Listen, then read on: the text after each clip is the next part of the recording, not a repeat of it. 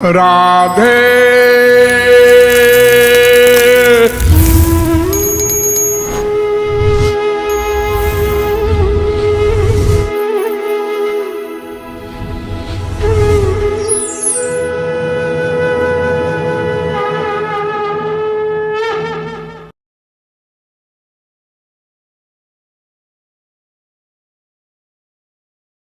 संपूर्ण विश्व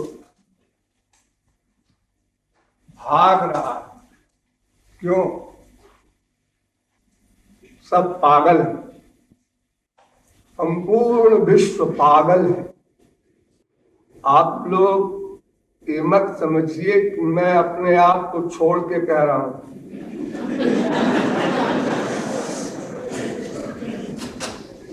सब पागल। पृथ्वी, जल, तेज, वायु, आकाश, नक्षत्र, तारागण सब भाग रहे हैं। पागल की तरह भाग रहे हैं। इतने व्याकुल हैं किसी वस्तु की खोज में कि एक सेकंड को कोई खड़ा नहीं होना चाहिए। भागते जा रहे हैं, भागते जा रहे हैं। बहुत बार आप लोगों को समझाया गया है, कोई भी जीव एक क्षण को भी अकर्मा नहीं रह सकता। अर्थात प्रत्येक क्षण प्रत्येक जीव भाग रहा है। कुछ बाहर से भागता हुआ दिखाई पड़ता है, कुछ भीतर से भागता हुआ दिखाई पड़ता है, किंतु प्रत्येक क्षण प्रत्येक जीव भाग रहा है और सबकी अलग अलग भागने की प्रवृत्ति है। मुंडे मुंडे मतिर भिन्ना तुंडे तुंडे सरस्वती। किसी दो व्यक्ति की चित्त वृत्ति नहीं मिलती। ये भगवान का बड़ा सुंदर सा पागल खाना है। वैसे तो अगर आप लोग फील करते हो तो हम और एक कदम आगे चल करके सिद्ध कर दें कि भगवान भी पागल है। और ये बड़े बड़े संत महात्मा कहलाते हैं, ये भी पागल है। अब तो आप लोगों को संतोष हो गया होगा। जिस गांव में सब नकटे हो और एक नाक वाला हो तो वहां नकटा होना फैशन होता है और उस नाक वाले को सारे नकटे कहते हैं नक्कू है, नक्कू है।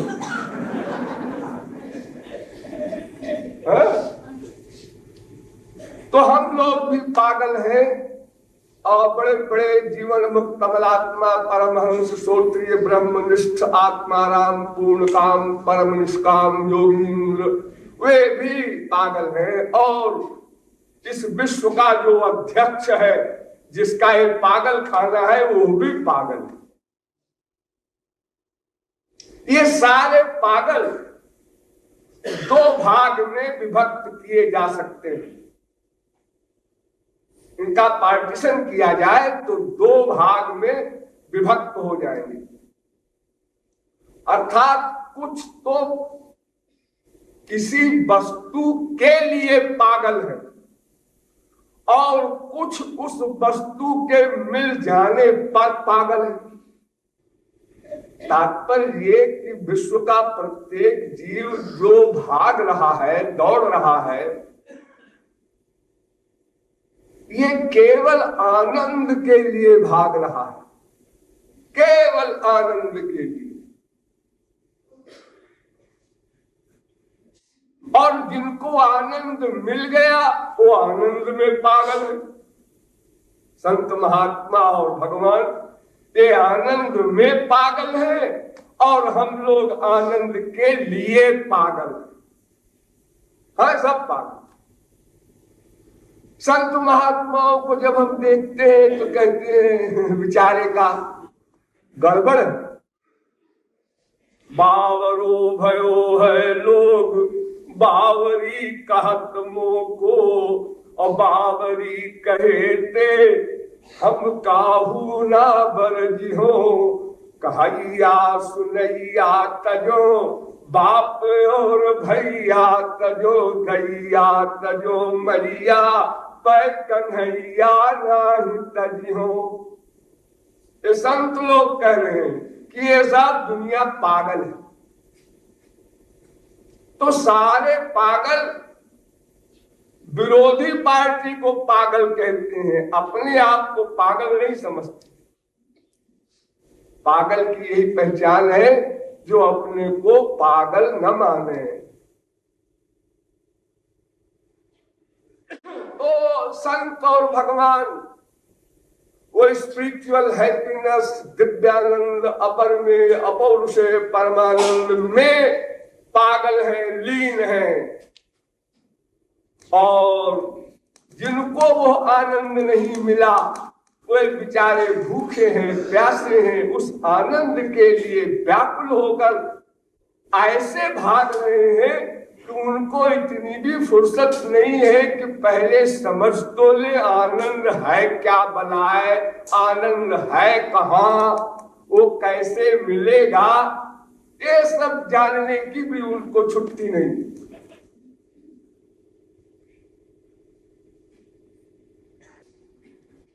तो हम लोग आनंद के लिए पागल हैं, लेकिन एक गड़बड़ है और वो गड़बड़ अनादिकाल से है। मैं बार बार गड़बड़ को आप लोगों को बताता हूं इसलिए कि उस गड़बड़ को मस्तिष्क में धारण कीजिए। भयं द्वितीया विनिवेशतस्यादीशादपेतस्य विपर्ययो स्मृति तन्मायया को बुध आभजेत्तं भक्त्यैकयेशं गुरुदेवतात्मा।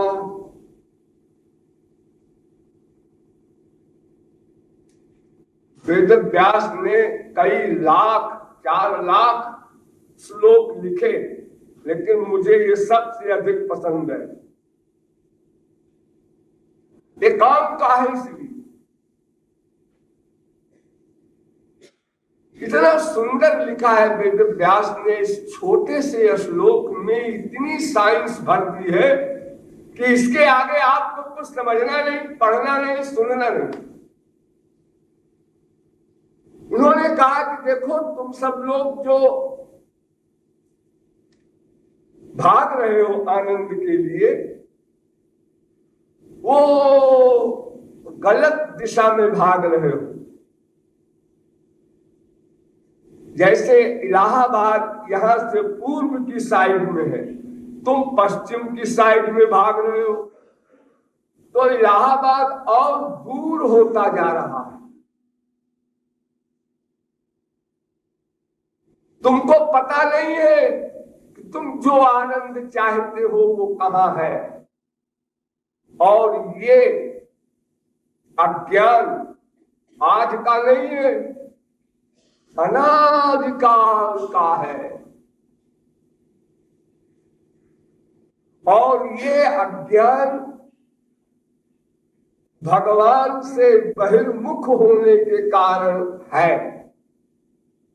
कभी आया ऐसा न समझना, सदा से है, भगवान से बहिर्मुख है। भगवान की ओर पीठ किए है जीव, इसलिए भगवान की ओर जो पीठ करता है उस पर माया का आधिपत्य हो जाता है, नेचुरल। भगवान प्रकाश स्वरूप है, प्रकाश की ओर पीठ किया तो सामने अंधकार है, माया अंधकार का स्वरूप है। आदित्य वर्णन तमस परस्तात्, वेद कहता है। तो वेद व्यास ने कहा कि चूंकि जीव अनादिकाल से भगवान से बहिर्मुख है, इसलिए माया ने अपना आधिपत्य कर लिया। यद्यपि जीव चित्त है, चित्त, और भगवान भी चित्त है, और माया जड़ है। यही तीन तत्व है ना, एक भगवान, एक जीव, एक माया। चित्त भगवान, चित्त जीव, जड़ माया। तो चित्त जीव पर, चेतन जीव पर जड़ माया का आधिपत्य है, क्योंकि ये अनुचित है और भगवान विभूचित है। अनुचित माने चित्त का बहुत छोटा सा अंश।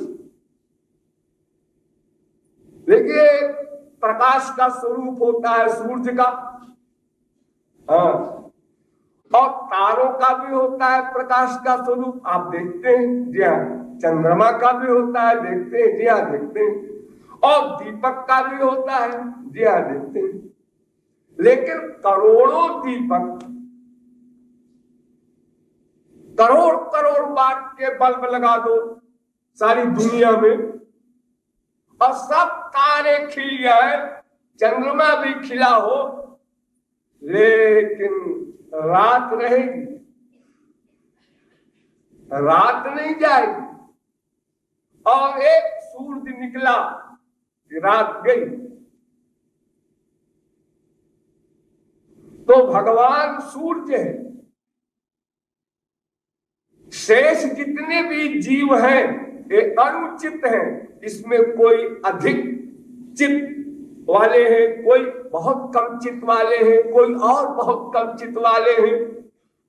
जैसे देवता लोग हैं, ये हम लोगों से बड़े चित्त वाले हैं।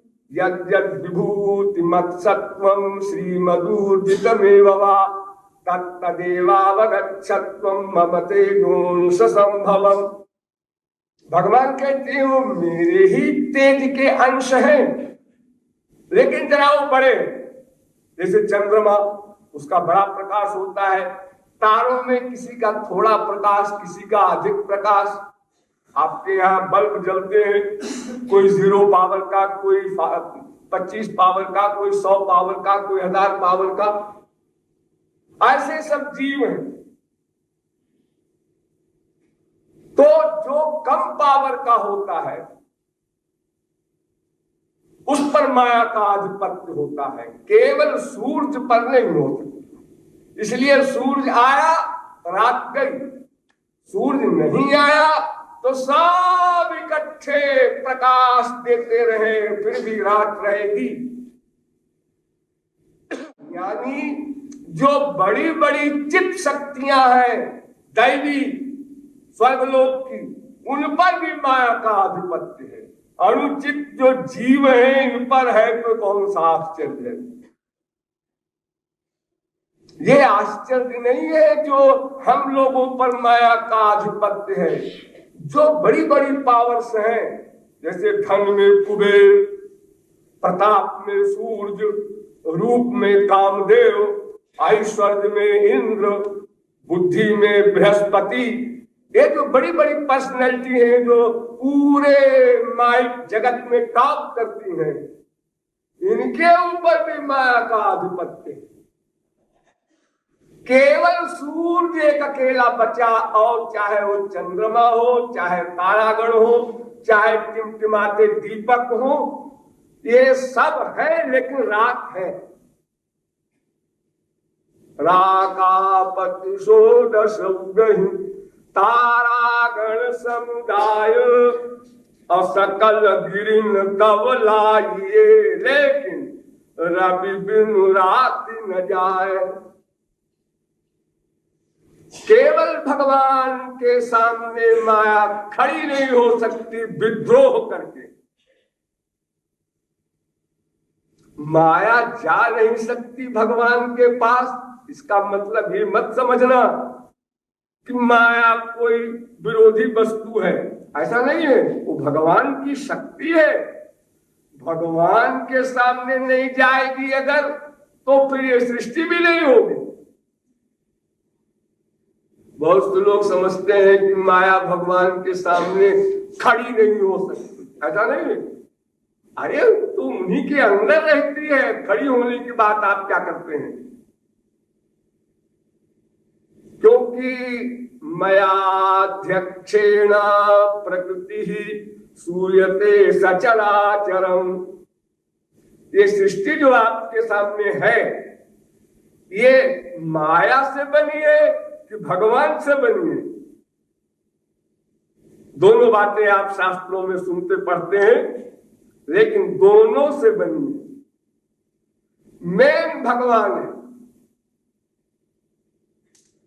अगर भगवान ही सृष्टि बनता तो फिर इसमें माया का कहीं लवलेश न होता। जैसे भगवान का लोक है गोलोक, वैकुंठ लोक, साकेत लोक, वहां कोई माइक पदार्थ नहीं है। वहां का सूरज, वहां का चंद्रमा, वहां की पृथ्वी, वहां का जल, वहां का तेज, वहां का वायु, वहां का आकाश, ये मटेरियल नहीं है, सब स्पिरिचुअल, दिव्य। वहां ये सूरज नहीं जा सकता। न तत्र सूर्यो भात न चंद्र तारकम। लेकिन माया है, क्योंकि माया तो भगवान की शक्ति है। देखिए, जब महाप्रलय होता है तो क्या होता है? पंच महाभूत पंच तन्मात्रा में मिल गए, पंच तन्मात्राएं अहंकार में मिल गई, अहंकार महत तत्व में मिल गया, महत तत्व प्रकृति में मिल गया, माया में, और माया भगवान में मिल गई। माया की कोई अलग सत्ता है ही नहीं। तो जासु सत्यता ते जड़ माया, वो तो अपरा शक्ति है भगवान की। शक्ति शक्तिमान से पृथक हो ही नहीं सकती। और देखो, ये जगत माया का है। हाँ है, ये माया का है ना। हाँ, ये पृथ्वी माया की है। हाँ हाँ, इसमें भगवान सर्वव्यापक है कि नहीं? है। तो फिर जहां माया है वहां भगवान है कि नहीं? है। ये तीनों में तीनों रहते हैं। ध्यान दीजिए, भगवान में जीव है, भगवान में माया है, जीव में भगवान है, और जीव में माया है, माया में जीव है, माया में भगवान है। इन तीनों में त्रैत रहता है। अब ये अलग बात है कि यहाँ जीव माया के अंदर में है और वहां भगवान के अंदर में है माया। इतना सा अंतर है, लेकिन माया वहां भी है।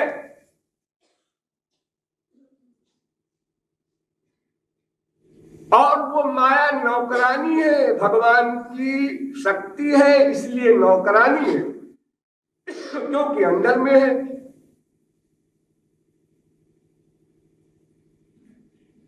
क्षरम प्रधान ममिताक्षरम हरः क्षरात्माना विशते देव एकः। वेद कहता है एक क्षर तत्व है माया, एक अक्षर तत्व है जीव, और एक इन दोनों पर शासन करने वाला तत्व है भगवान। तो जो शासन करने वाला है वो सदा साथ रहेगा, वरना शासन कैसे होगा? 1/100 सेकंड को अलग नहीं हो सकता भगवान, न माया से न जीव से। अरे और बात छोड़ो, ये तो मानते हो ना कि या आत्मनिष्ठति, ये जीव भगवान में रहता है अथवा जीव में भगवान रहता है, अंदर, उसके अंदर। जीव में भगवान बैठकर जीव में चेतनत्व दान करता है, प्लस बुद्धि मन इंद्रियों को तत्त वध करने की पावर देता है, प्रति सेकंड रहता है।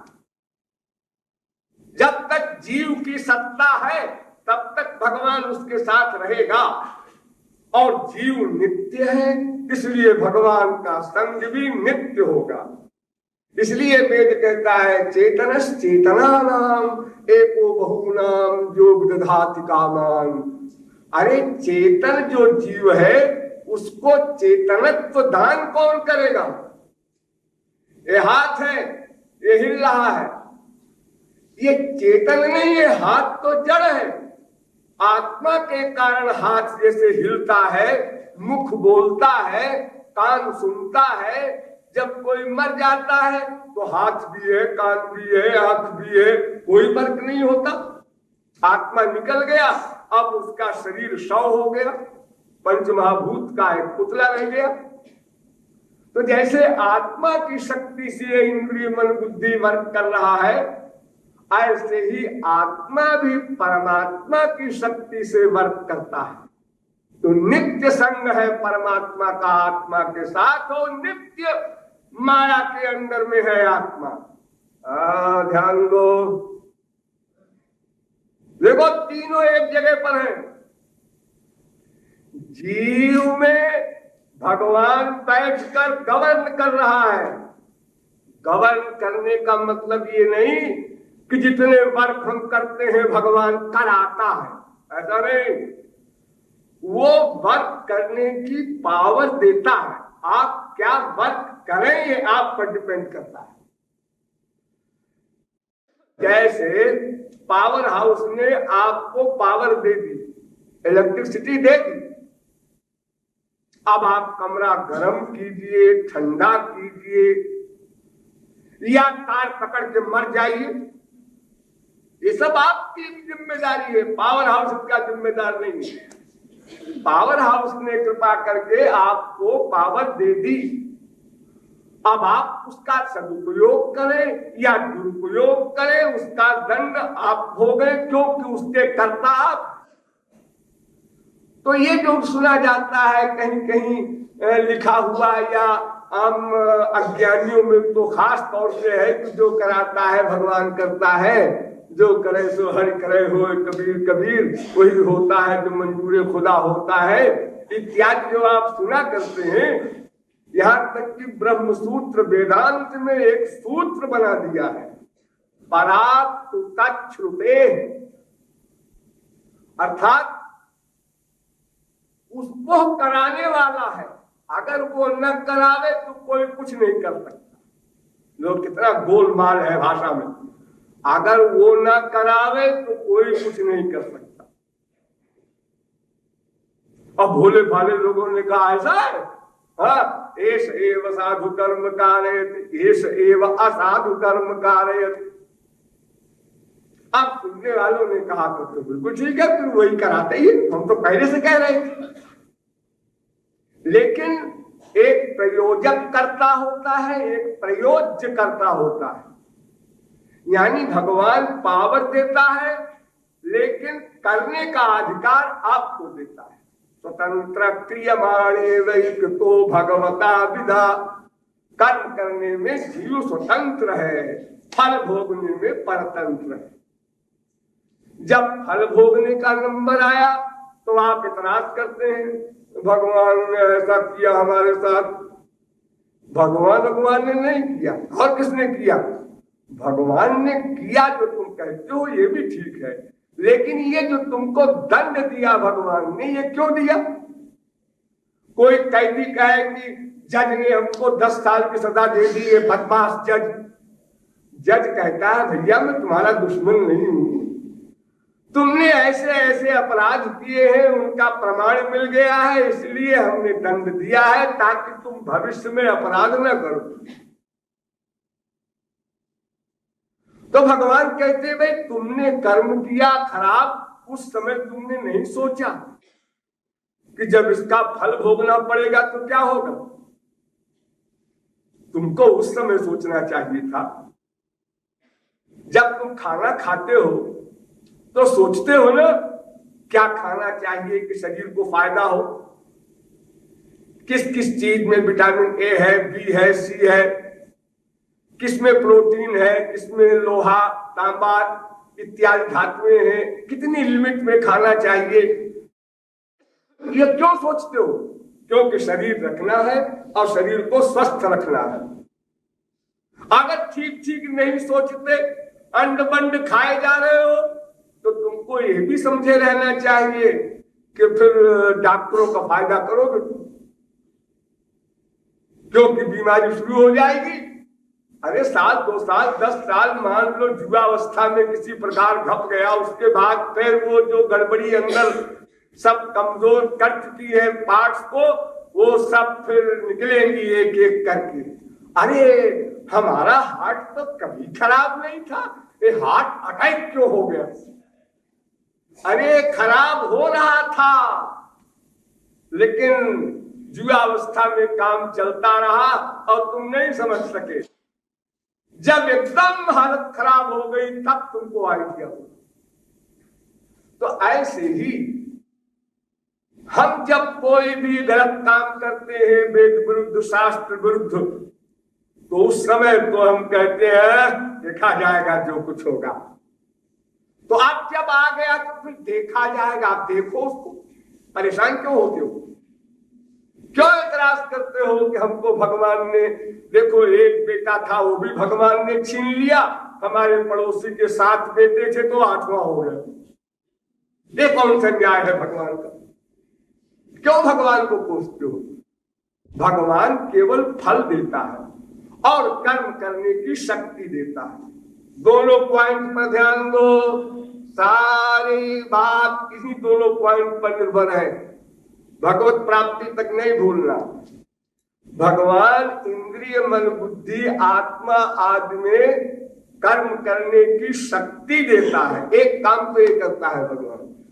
दूसरा, बिना कहे, बिना तनख्वाह दिए, बिना पे किए वो हमारे पूर्व कर्मों का फल देता है।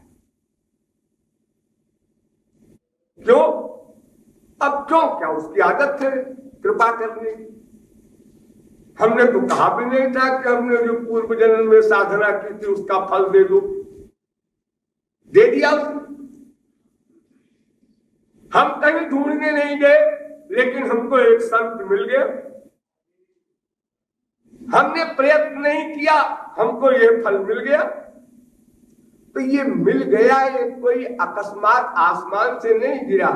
वो जो तुम्हारे भीतर बैठा है, सर्वद्रष्टा, सर्वनियंता, सर्वसाक्षी, सर्वसुहृद, सर्वेश्वर, सर्वशक्तिमान भगवान, उसने दिया। वो कृपा करता है, डिक्लेयर नहीं करता, चोरी चोरी कृपा करता है। और तुम लोग छोटा सा काम भी अच्छा करोगे तो चाहते हो कि अखबार में निकल जाए, हमने $10,000 दान किया, पेपर में निकल जाए, जरा नाम हो जाए। अब भगवान इतना काम करता है हमारा, लेकिन चुप चुप प्राइवेट भीतर बैठकर। तो देखो, जीव में भगवान नित्य साथ और जीव में माया, क्योंकि तो माया के अंदर में है जीव, वो भी नित्य। इसलिए जीव, माया, भगवान तीनों सदा साथ, किसी का किसी से वियोग हो ही नहीं सकता। लेकिन कमाल ये है कि भगवान को जीव नहीं जानता, इसलिए सारी गड़बड़ पैदा हो गई। तो वेद व्यास ने कहा कि तन माया तो उसकी माया से अस्मृति, भूल गया। भगवान को भूला, अपने आप को भूला, दो बात भूला। ध्यान दो, इस जीव ने अपने को भुला दिया, और जब अपने आप को भुलाया तो भगवान को भूलेगा ही। जैसे मैं चिद अंश हूं, भगवान का अंश हूं,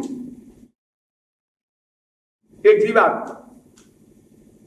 अब ये भूल गए, जब ये भूल गया तो अपने अंशी को याद क्यों करेगा? अब तो अपने आप को आत्मा नहीं मानता, शरीर मानता है। मैं मनुष्य हूं, मैं पुरुष हूं, मैं स्त्री हूं, मैं पंजाबी, बंगाली, मद्रासी हूं, ये सब गोबर गणेश ज्ञान भर गया उसकी खोपड़ी में। मैं आत्मा हूं ये ज्ञान ही नहीं है उसको। और सुनता जरूर है, ज्ञान को सुनता है, पढ़ता है, अरे लेक्चर भी दे देता मैं आत्मा हूं, लेकिन रियलाइजेशन नहीं है। एक सेकंड भी नहीं लगता, भूल जाता है। अभी तो कह रहे थे आप कि मैं आत्मा हूं, हाँ, और अभी किसी ने कहा तुम गधे हो, बदतमीज हो, बेवकूफ हो। क्या कहा? ये क्यों आया क्रोध? तुम तो आत्मा हो, न गधे हो, न बेवकूफ हो, न बदतमीज हो, क्यों बुरा माने? शरीर मानकर मानोगे, आत्मा मानने में गड़बड़ी नहीं होती। जब शरीर माना तो सारी बीमारियां आ गई। ये मेरी मां, मेरी मां, अरे 1000 बार तुम उसकी मां बन चुके हो, लाख बार तुम उसके बाप बन चुके हो अपने बेटे के, करोड़ बार तुम अपनी बीवी के पति और पति की बीवी बन चुके हो। अरे जीव तो 84 लाख में घूम रहे हैं अनादिकाल से, तो अपने जूनियर के वो बेटे बनेंगे। आपके बाप मर गए, तो कहां जाएंगे वो? पैदा होंगे ना कहीं? ना, आप कोई भगवान के लोग थोड़ा चले जाएंगे सब।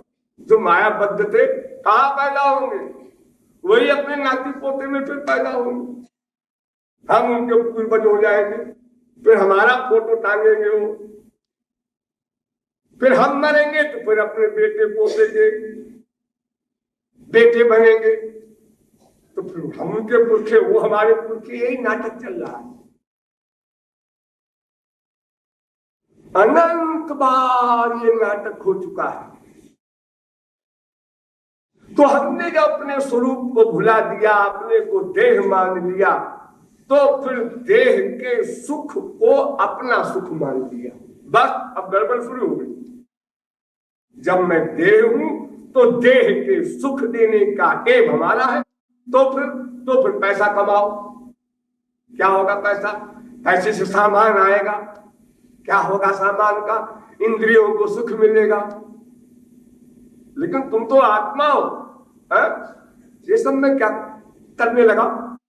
मैं आत्मा हूं, फिर मैं देह के, इंद्रियों के, विषयों के सुखों के द्वारा आत्मा को सुखी करना चाहता हूं। ये तो इम्पॉसिबल बात है,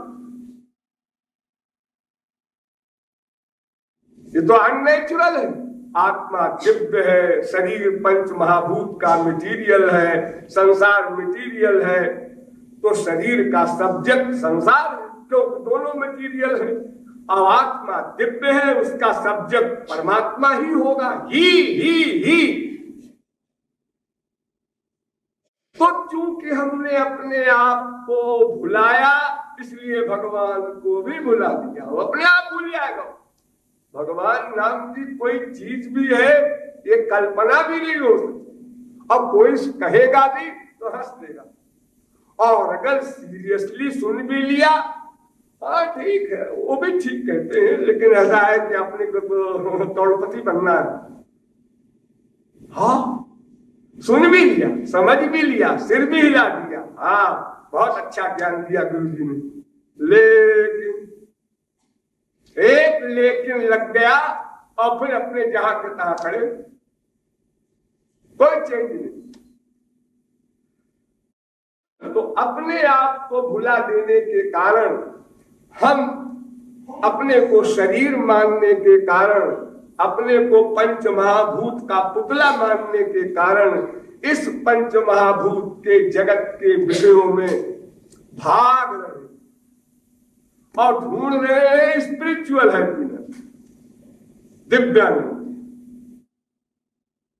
तो बारी मथे बरु होई घृत, असिकता ते बरु तेल, अरे बालू से तेल नहीं निकल सकता, और अगर निकल भी आवे तो भी इस संसार से सुख नहीं मिल सकता।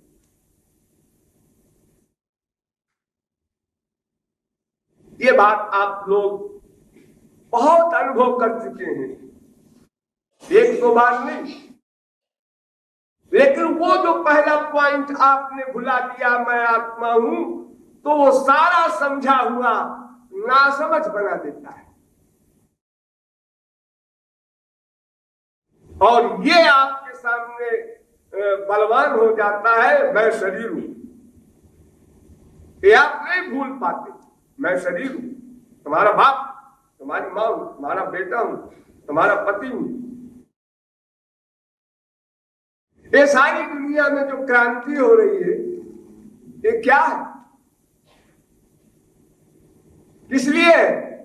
पहले तो देश देश का हिसाब बैठाया लोगों ने, देशभक्ति करो, ये हमारा देश, वो तुम्हारा देश, बंटवारा हो गया देश देश का। अब लड़ाई झगड़े शुरू हो गए, ये हमारा देश, वो तुम्हारा देश, ये हमारा प्रांत, वो तुम्हारा प्रांत। बस ये इतना घटते घटते घटते एक परिवार में, एक शरीर में भी आ गया सिमट करके, और सर्वत्र क्रांति हो गई। अगर हम अपने को आत्मा मानते, ध्यान दीजिए, अगर दुनिया की सारी गवर्नमेंट केवल एक सिद्धांत का प्रचार करे, हम सब आत्मा हैं और आत्मा परमात्मा का पुत्र है, इसलिए हम सब भाई भाई। ऐसे तो समझाना नहीं चाहते, वो कहते हैं कि ऐसे बोलो हम सब भाई भाई हैं। ऐसे कैसे समझेगा कोई भाई भाई अपने आप को? जो फैक्ट है वो पहले वो माने, अभी जानता ही नहीं तो माने कैसे? आत्मवत् सर्वभूतेषु यः पश्यति स पंडितः। सभी आत्माएं भगवान के पुत्र हैं, नंबर एक। सभी आत्माओं में परमात्मा बैठा है, नंबर दो। अब बोलो क्या है हिंदू, क्या है मुसलमान, क्या है ईसाई, क्या है चाइनीज, खोपड़ा, दुनिया भर के नाम जो धरे हैं आप लोग। मनुष्यों में भी इतने सारे हैं, और 84 लाख में तो अलग अलग है ही है। ये कुत्ता है, ये बिल्ली है, गधा है, ये पक्षी है, ये वृक्ष है। वो तो दूर की छोड़ो, जो सजाती है मनुष्य मनुष्य, वहां भी इतनी बीमारी पाल लिया है हमने। ये हमारी बुद्धिमानी।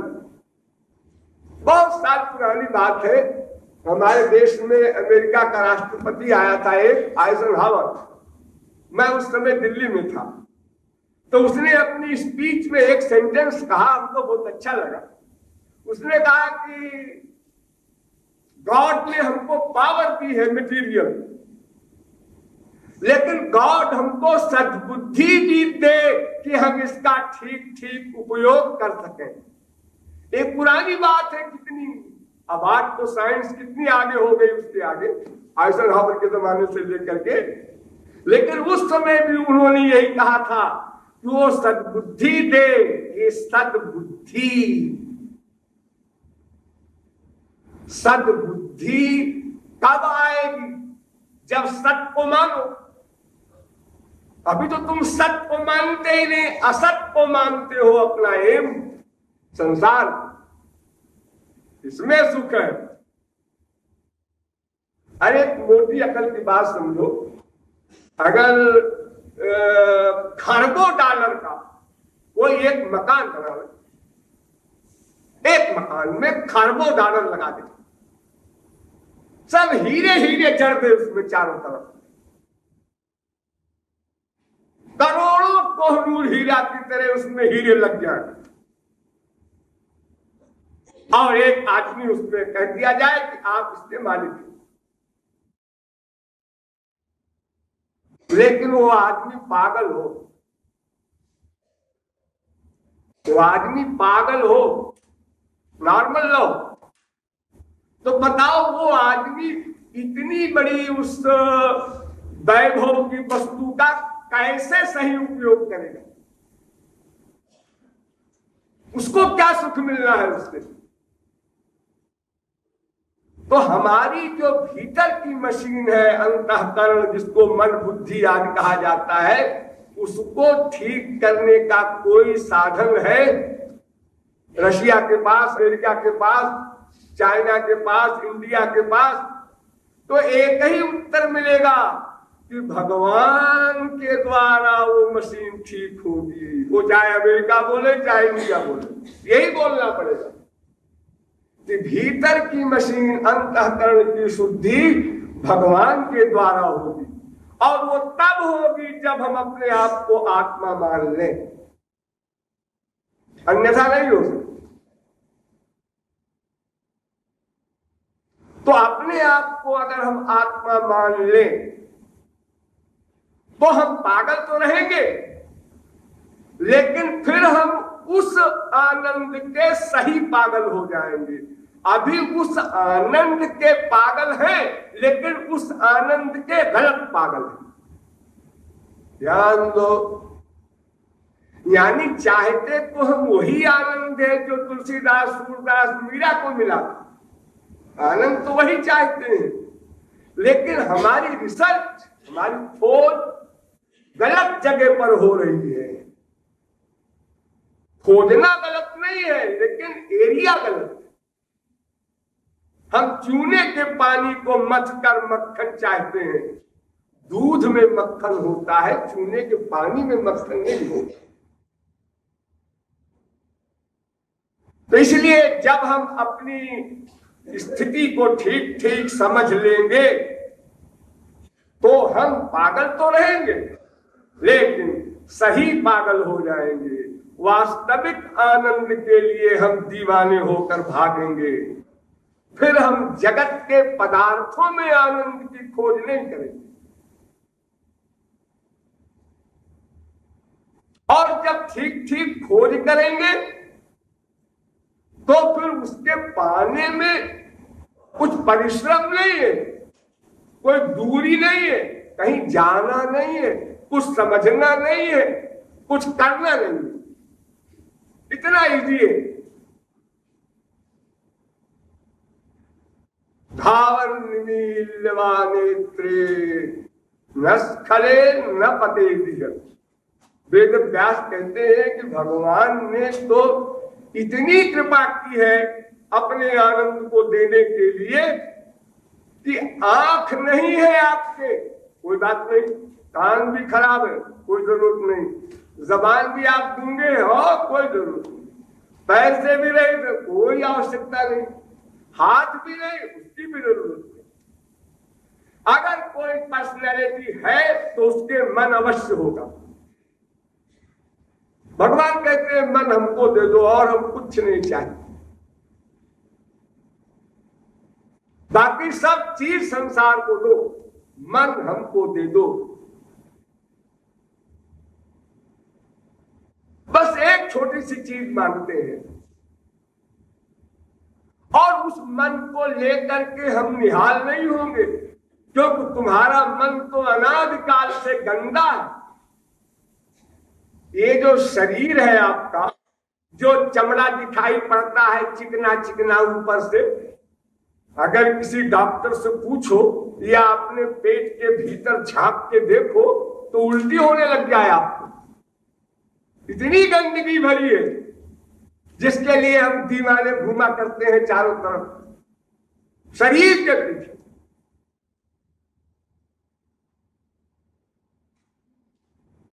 केवल गंदगी गंदगी ही है।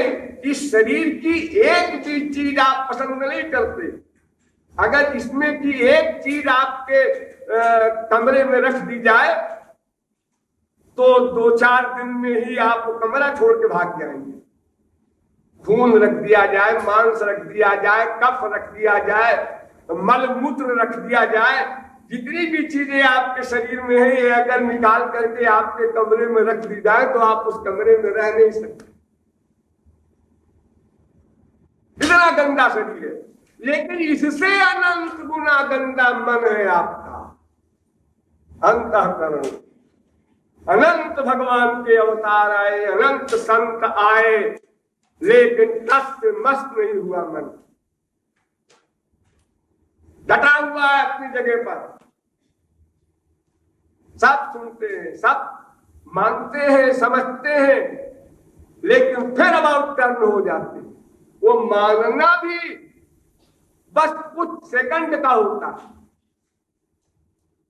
अरे जैसे आप अपने आप को मानते हैं, जो मैं कल सत्संग भवन में बैठा था, वही मैं रात को अपनी खाट पर सोया, वही मैं सपना देखता रहा अमुक अमुक, वही मैं गहरी नींद में सो गया तो कुछ भी अनुभव नहीं किया, वही मैं उठा तो फिर मैं वही मैं, जो मैं था इंग्लैंड में वही मैं, जो मैं था 20 साल पहले वही मैं।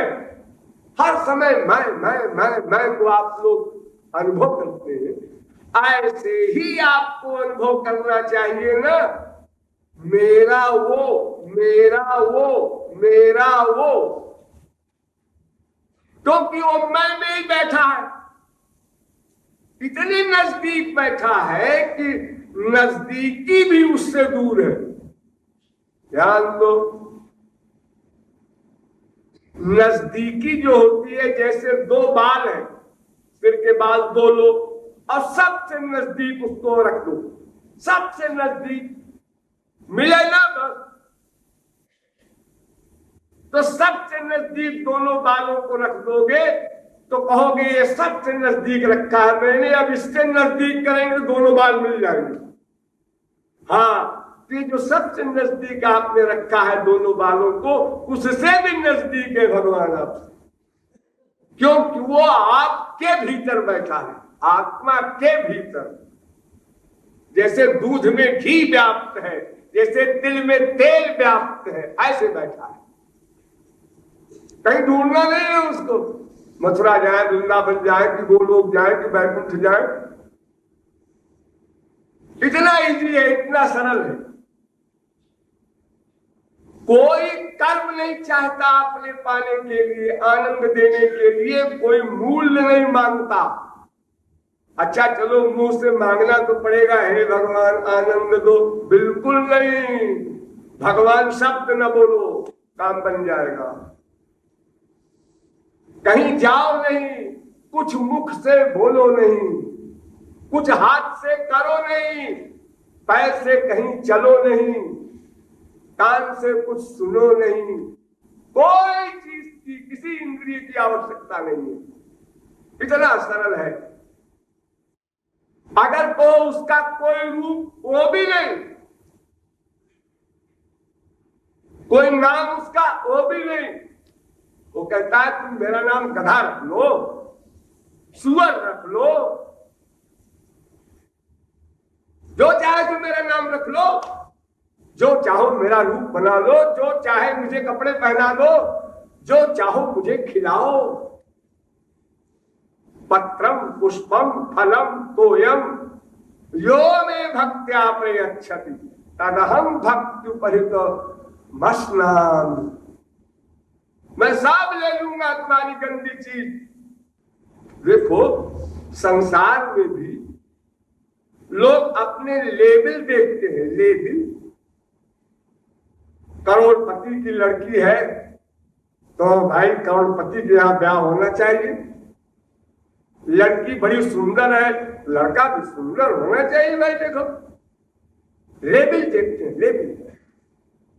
और हमारा तन मन प्राण सब गंदा, तो हमको हमारे लेवल के हिसाब से चलना चाहिए। भगवान कहते हैं नहीं नहीं, हम तुम्हारे लेवल में आ रहे हैं, तुम हमारे लेवल में नहीं आ सकते, हम तुम्हारे लेवल में चल रहे हैं, हम तुम्हारे रिश्तेदार बनेंगे।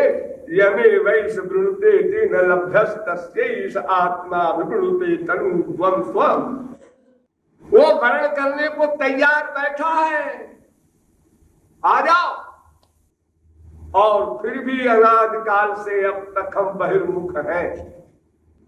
इसका कारण इतना समझने पर भी और भगवान के शरणागत न होना, इसका कोई विशेष रहस्य होगा? होगा, फिर बताएंगे। बोलिए वृंदावन बिहारी लाल की।